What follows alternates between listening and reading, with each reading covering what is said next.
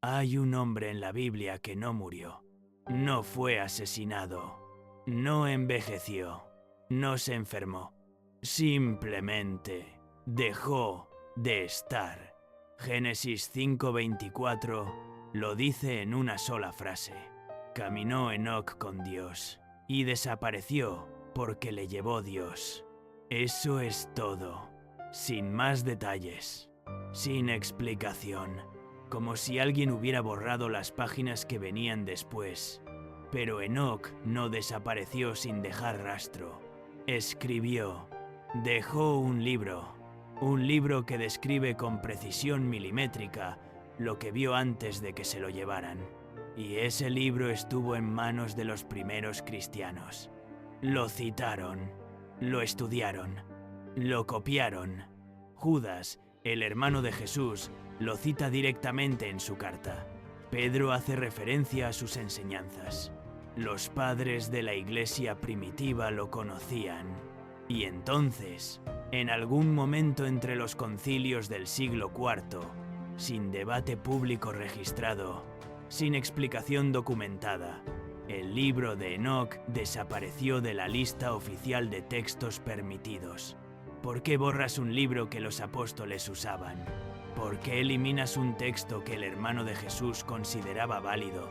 Esa pregunta nunca ha tenido respuesta oficial, pero la respuesta está en lo que Enoc vio, porque Enoc no vio un cielo, vio 7, y lo que encontró en cada uno de ellos no era lo que la Iglesia lleva siglos enseñando.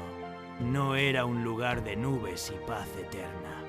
Era una estructura, una arquitectura, un sistema de funcionamiento del universo con reglas, guardianes, prisiones y secretos que no encajaban con ninguna doctrina cómoda. Si la gente hubiera leído lo que Enoc escribió, habría hecho preguntas que ningún obispo del siglo IV sabía responder. Así que tomaron la decisión más sencilla. Lo borraron. Hoy vamos a leer lo que borraron. Vamos a entrar en cada uno de los 7 cielos. Y en cada uno hay algo que el texto oficial no puede explicar. Empecemos. El libro de Enoc describe el viaje con una precisión que no parece inventada. No dice subí al cielo y vi cosas hermosas. Da coordenadas, da nombres, da temperaturas, da funciones. 2 ángeles llegaron a buscarlo. Sus rostros ardían como el sol. Tenían alas. Y lo primero que le dijeron no fue bienvenido. Fue, ten ánimo, Enoc, no temas. ¿Por qué le dicen que no tema? Porque lo que estaba a punto de ver no era tranquilizador. El primer cielo era agua. No nubes, agua. Un océano completo suspendido sobre la tierra. Aguas negras, inmóviles, sostenidas en la nada. Y sus guardianes, ángeles sin rostro, construidos de frío y silencio. Ahí, el texto describe algo que Enoc llama los tesoros de la nieve. No nevadas, tesoros. Montañas de hielo cristalino donde estaban almacenadas las tormentas. Cada granizo, cada helada, cada tormenta que jamás ha caído sobre la tierra, guardada ahí, esperando una orden. El universo no funciona por azar, funciona por instrucciones. Segundo cielo. La luz desapareció. Enoc entró en oscuridad absoluta y encontró lo que el texto llama una prisión eterna. Ángeles encadenados, sus alas marchitas, llorando en silencio. El texto es claro. Estos no eran los vigilantes que descendieron al monte Hermón. Eran los que no descendieron, los que se quedaron y aún así estaban presos. ¿Cómo puede ser culpable alguien que no hizo nada? El texto no lo responde. Y eso es exactamente lo que lo hace perturbador. Tercer cielo. Aquí el texto se parte en 2. Al sur, el paraíso, el árbol de la vida. sus hojas doradas.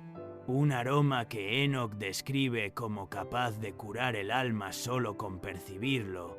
Se sintió en paz, pero los ángeles lo giraron hacia el norte, y al norte del mismo cielo, sin separación visible, sin muro, sin frontera entre ambos lados. El infierno, no abajo, no en las profundidades de la tierra, en el tercer cielo, al norte, a metros del paraíso, un lugar de fuego que no daba luz, un río de hielo cortante y voces que el texto no quiere describir con más detalle. La Iglesia lleva siglos diciéndote que el infierno está abajo y el cielo está arriba. El texto de Enoch dice que están en el mismo lugar, separados solo por una dirección. Eso no es una imagen cómoda, y el texto no intenta hacerla cómoda. Cuarto cielo, la sala de máquinas del universo. Enoch vio el carro del sol, no una metáfora, no un símbolo poético, una estructura colosal de oro ardiente flotando en el vacío. Y no era tirada por caballos, era tirada por criaturas que el texto llama por sus nombres exactos. Chalkidri, Fénix. Enoch no los inventó, les puso nombre, como si quisiera asegurarse de que nadie pudiera decir que los confundió con otra cosa. Patas de león, cabeza de cocodrilo antiguo, alas color púrpura del tamaño de continentes. Enoch las vio y el texto no describe asombro, describe parálisis. Antes del amanecer, estas criaturas cantan, y a su señal, miles de ángeles ordenan al sol que avance hacia la primera de las 6 puertas colosales del este. El universo no se mueve solo, obedece. Quinto cielo, silencio, no paz, silencio de vergüenza. Los Grigori, ángeles del tamaño de continentes, inmóviles, sus alas grises colgando, sus rostros petrificados hacia el suelo. El texto los distingue claramente de los vigilantes que cayeron. Estos no descendieron al monte Hermón, no hicieron ningún pacto, no tomaron mujeres humanas, pero cargaban el peso de lo que sus hermanos habían hecho. Enoch se acercó a sus manos inmensas, les preguntó por qué no cantaban, y ocurrió algo que el texto registra sin explicación. Al sentir el contacto de un mortal, esos colosos levantaron sus rostros de piedra, abrieron sus bocas y cantaron. Un coro lúgubre que hizo temblar el quinto cielo. Un hombre despertó lo que los ángeles no podían mover. El texto no comenta esto, solo lo registra, y eso lo hace más perturbador que cualquier explicación. Sexto cielo. 7 bandas de arcángeles, perfectamente idénticos entre sí, sin rango visible, sin mayor ni menor. El texto dice que administran el universo, no en sentido metafórico. Controlan el flujo de los ríos, el cambio de las estaciones, el crecimiento de los frutos, el comportamiento de cada alma.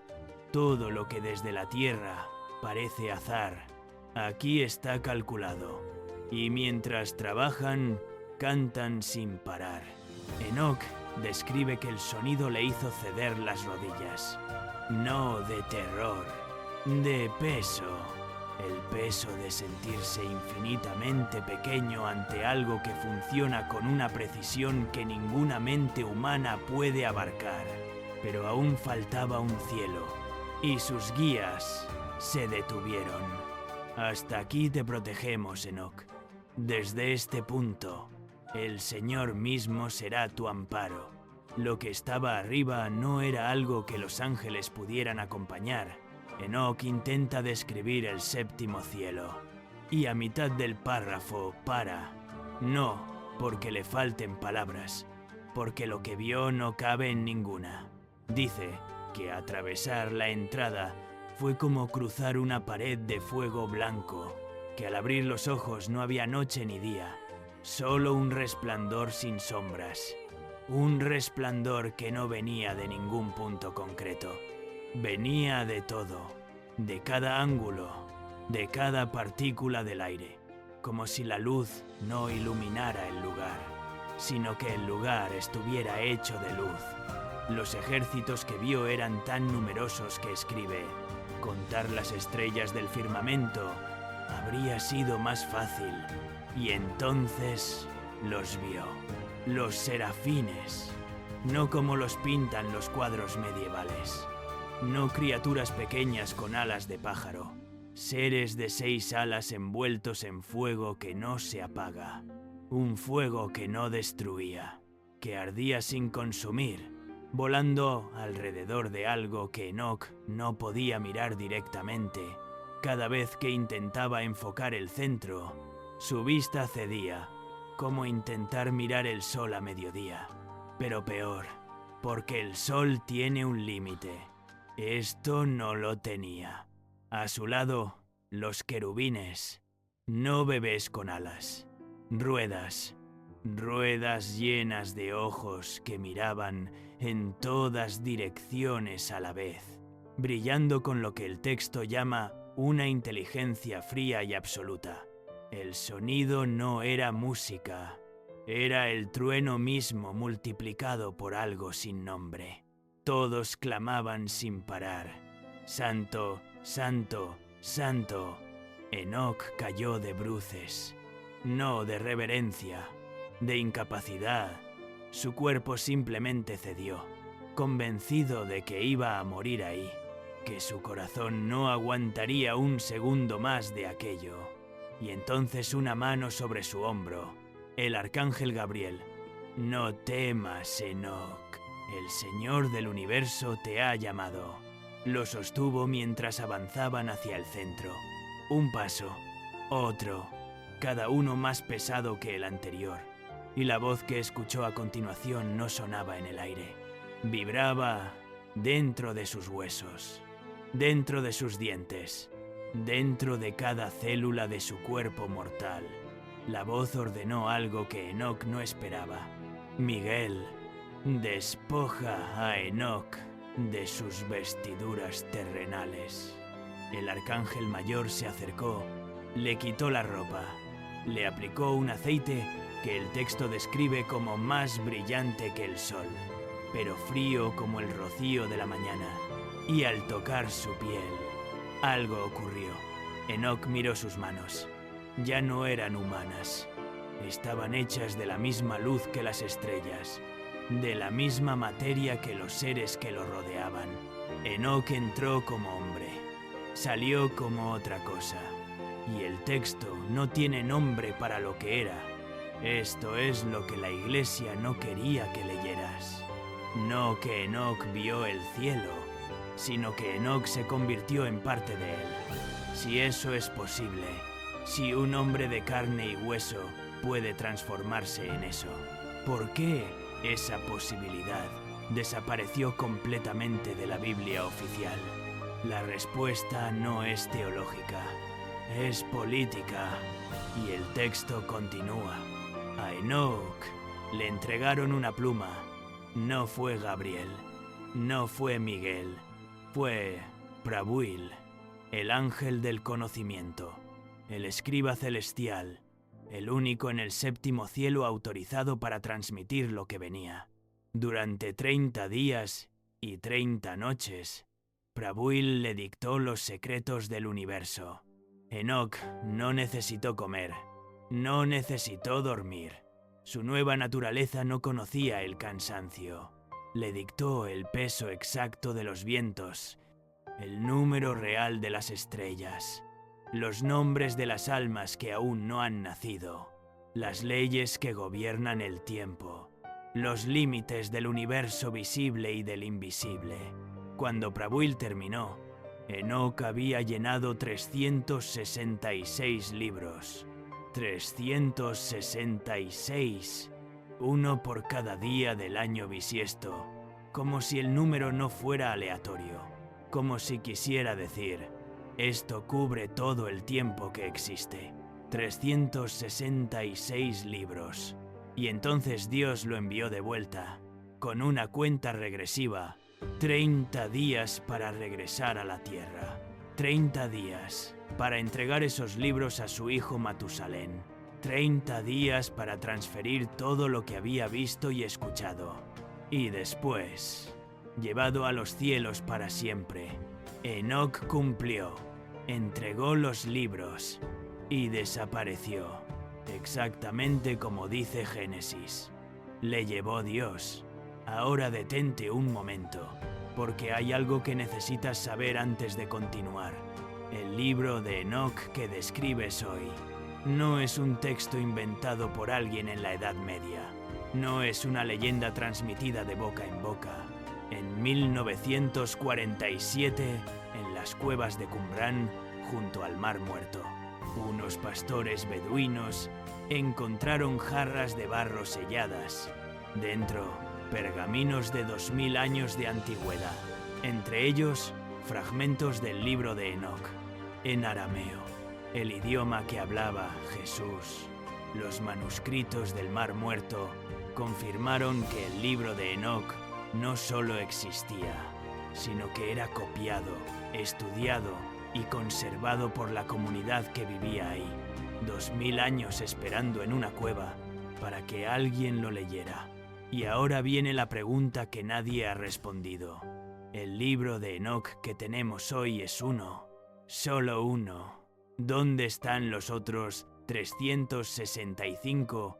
No se perdieron en un incendio del que no haya registro. No fueron destruidos en una guerra sin documentar. El texto dice que Enoc los entregó a Matusalén. Alguien los tuvo. Alguien decidió copiarlos o no copiarlos. Alguien decidió guardarlos o destruirlos. Y hoy no existen. 365 libros de conocimiento que Dios consideró necesario que la humanidad tuviera. Desaparecidos, sin rastro, sin explicación oficial en 2000 años. Eso no es una laguna histórica, es una decisión. Y ahora viene el dato que cierra todo. Cuando los primeros padres de la Iglesia discutían qué textos entrarían en el canon oficial, el libro de Enoc estaba sobre la mesa. No como texto desconocido, como texto que todos conocían. Tertuliano, uno de los teólogos más influyentes del siglo III, lo defendió. Dijo que debería estar en la Biblia, que su antigüedad era indudable, que los apóstoles lo usaban. Fue ignorado y el libro quedó fuera. ¿Por qué? Hay una respuesta que ningún manual de historia eclesiástica da directamente, pero está en el texto, porque el libro de Enoc contiene un pasaje sobre un ser que los padres de la Iglesia acababan de definir de una manera muy concreta, un ser cuya naturaleza, cuyo origen y cuyo papel en el universo, Enoc describe de una manera completamente distinta a la doctrina que se estaba construyendo. Si ese pasaje se leía, las preguntas que generaba eran irrespondibles dentro del nuevo sistema. Así que el libro entero desapareció. Ese pasaje sobrevivió en fragmentos. Y ese pasaje tiene un nombre que llevas toda tu vida conociendo, pero que Enoc describe como nadie te lo ha descrito antes. Ese nombre es Lucifer, no el monstruo, no la caricatura con cuernos, no la figura que la iglesia medieval construyó para que la gente tuviera miedo, lo que Enoc vio en el séptimo cielo, antes de la caída, antes de que todo cambiara. Eso es lo que vamos a abrir en el próximo video. Y una vez que lo leas, no vas a poder ver ninguna de las dos historias de la misma manera. Ni la de Lucifer, ni la de Enoc. Nos vemos.